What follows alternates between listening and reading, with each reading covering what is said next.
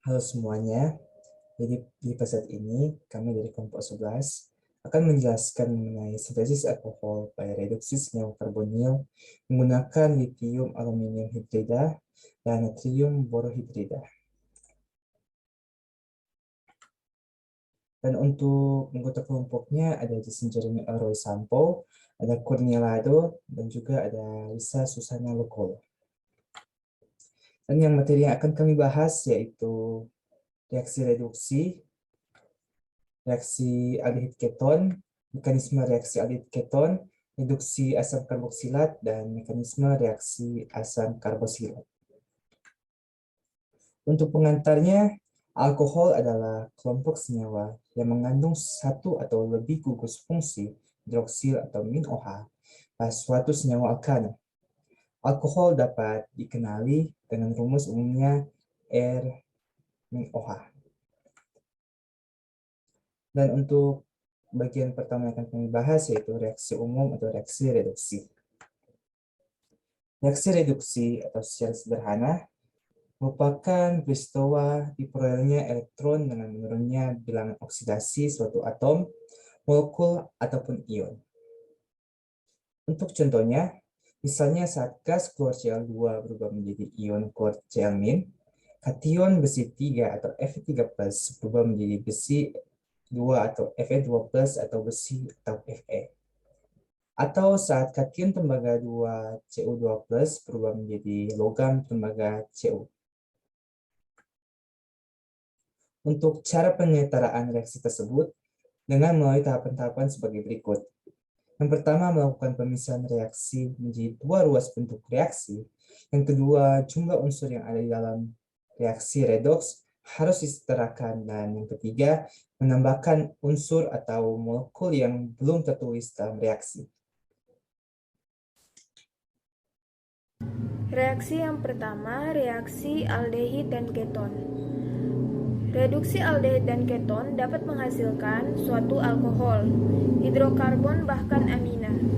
Hal ini bergantung pada zat yang akan mereduksi dan struktur dari aldehid dan ketonnya. Mengapa demikian? Karena ikatan pi suatu gugus karbonil dapat mengalami hidrogenasi katalitik atau reaksi reduksi sama dengan yang terjadi pada ikatan pi pada suatu alkena. Meskipun demikian, kondisi dalam reaksi reduksi suatu senyawa karbonil, aldehid dan keton memerlukan kalor dan tekanan tertentu. Suatu keton apabila direduksikan menghasilkan suatu alkohol sekunder, dan suatu aldehida apabila direduksi akan menghasilkan suatu alkohol primer dengan persentase hasil yang cukup tinggi. Selanjutnya, bagaimana jika seandainya dalam satu senyawa terdapat ikatan rangkap dan gugus karbonil? Ada beberapa kemungkinan yang akan terjadi. Kemungkinan pertama yaitu ikatan rangkap yang akan dihidrogenasi, sedangkan kemungkinan kedua yaitu ikatan rangkap dan gugus karbonil keduanya mengalami hidrogenasi. Untuk hanya reduksi pada gugus karbonil, proses yang terjadi cukup sulit kecuali dengan agen pereduksi seperti hidrida logam. Selanjutnya, zat pereduksi aldehid dan keton. Dua zat pereduksi aldehid dan keton biasanya digunakan untuk menghasilkan suatu alkohol yaitu litium aluminium hidrida dan natrium borohidrida. Kedua hidrida logam ini sangat berbeda dalam kereaktifannya. Dapat kita lihat pada gambar yang tertera pada slide. Natrium borohidrida lebih bersifat selektif. Karena litium aluminium hidrida merupakan zat pereduksi kuat yang tidak hanya mereduksi aldehid dan keton, tetapi juga asam karboksilat, ester bahkan nitril. Dalam penggunaan litium aluminium hidrida ini, larutan harus bebas dari air atau biasanya menggunakan pelarut seperti eter yang bebas air. Di sisi lain, natrium borohidrida merupakan zat pereduksi yang lebih lembut daripada litium aluminium hidrida. Dan reaksinya dapat dilakukan dengan kondisi berair atau dengan pelarut alkohol yang berair. Natrium borohidrida ini sangat lambat mereduksi ester dibandingkan reaksi terhadap aldehid dan keton yang lebih cepat. Selanjutnya, lalu bagaimana mekanisme yang terjadi? Hidrida logam bereaksi dengan adanya proses serah terima elektron antara ion hidrida negatif dan gugus karbonil. Oleh karena setiap ion hidrida dapat mereduksi satu gugus karbonil, 1 mol litium aluminium hidrida dan natrium borohidrida itu dapat mereduksi 4 mol aldehid dan keton.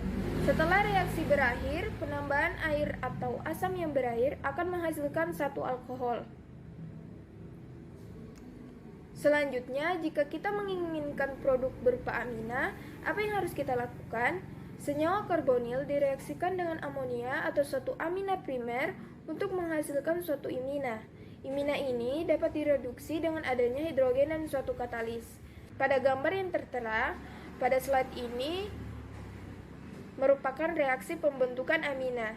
Reaksi yang pertama pada gambar A ini merupakan reaksi pembentukan amina primer melalui suatu senyawa karbonil, dan pada gambar B ini merupakan reaksi pembentukan amina sekunder dan tersier dari senyawa karbonil. Reaksi selanjutnya yang akan kita bahas di sini yaitu reaksi reduksi dari asam karboksilat. Nah, asam karboksilat itu merupakan hasil oksidasi alkohol primer dengan suatu zat pengoksidasi yang kuat seperti KMnO4, dan asam karboksilat itu dapat tereduksi menjadi alkohol primer dengan reduktor yang sangat reaktif seperti litium aluminium hidrida atau LiAH4.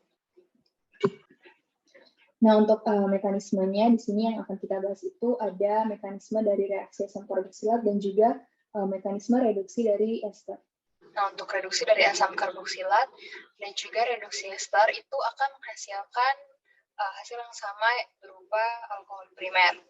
Dan untuk reagen yang akan digunakan juga itu menggunakan satu jenis reagen yang sama yaitu LiAH4. Di sini sebagai contoh untuk reduksi asam karboksilat itu ada asam etanoat yang direaksikan dengan LiAH4 menghasilkan alkohol primer yaitu etanol.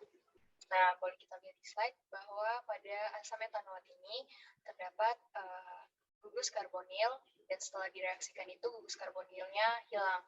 Mengapa? Karena di sini terjadi reaksi reduksi yang mana reaksi reduksi itu adalah reaksi penghilangan dari gugus oksigen dan juga penambahan bagi gugus hidrogen. Nah, pada asam etanoat itu di sini terdapat tiga gugus oksigen. Dia mengikat tiga gugus oksigen, dan setelah direaksikan itu gugus oksigennya itu tersisa satu, dan juga terjadi penambahan terhadap gugus hidrogen sehingga totalnya menjadi tiga gugus hidrogen. Selanjutnya itu ada reduksi dari ester. Nah, reagen yang digunakan dalam reduksi ester ini itu sama, yaitu reagen LiAH4. Sebagai contoh untuk reduksi ester itu di sini ada metil propanoat yang direaksikan dengan LiAH4 itu menghasilkan dua jenis alkohol primer, yaitu ada propanol dan juga metanol. Nah, dari reaksi reduksi ester ini itu terjadi pemutusan pada metil propanoat. Pemutusannya itu terjadi di sebelah kanan, yaitu di sini. Sehingga untuk sebelah kirinya itu akan menjadi propanol 70% dan juga untuk di sebelah kanan itu menjadi metanol.